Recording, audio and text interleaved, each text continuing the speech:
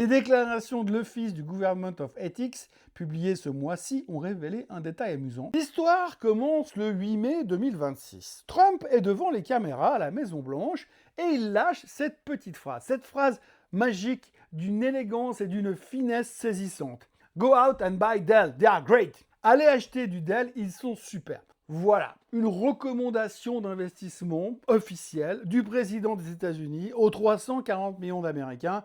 Pas de disclaimer, pas de « ceci constitue pas un conseil en investissement », pas de petits caractères, juste acheter. 19 jours plus tard, 19 jours, le 27 mai, le Pentagone annonce un contrat avec Dell, 9,7 milliards sur 5 ans. Officiellement, c'est pour gérer les licences Microsoft de l'armée américaine. Officieusement, c'est pour faire monter le titre. Le 28 mai, donc hier soir, Dell publie ses résultats trimestriels et là, on n'est plus dans un bon trimestre, là on est dans la science-fiction. 43,8 milliards de chiffre d'affaires, plus 88% sur une année. EPS ajusté à 4,86 contre 2,96 attendus. Les analystes n'étaient pas à côté de la plaque, ils étaient à l'autre bout de la cuisine. Avec des écarts pareils, ils auraient pu faire un profit warning à la hausse. Mais non, bien sûr que non, trop occupés à dealer avec le gouvernement.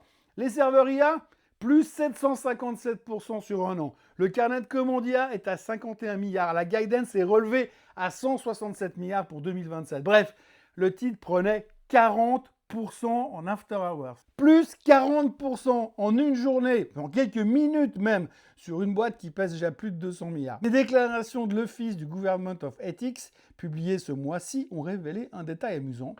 Les comptes d'investissement associés à Donald Trump détenaient des actions Dell au premier trimestre 2026 et certains de ces achats ont été effectués avant la fameuse déclaration du 8 mai. Évidemment, on nous explique que ces comptes-là sont gérés par des conseillers indépendants, que le président ne dirige rien personnellement.